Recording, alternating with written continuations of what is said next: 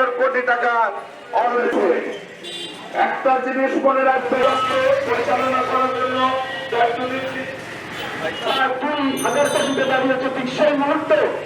ইসলামী ব্যাংকের সম্মানিত চেয়ারম্যান এবং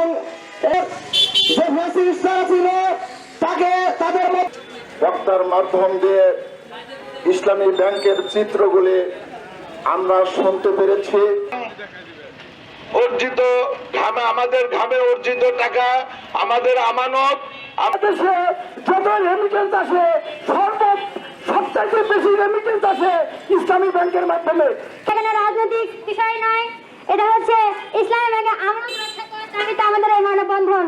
কিন্তু ফ্যাসিস্ট আওয়ামী দোসরদের তারা যখন আমাদের এই এশিয়া মহাদেশের মধ্যে একমাত্র এবং অন্যতম ইসলামী শরিয়া ব্যাংক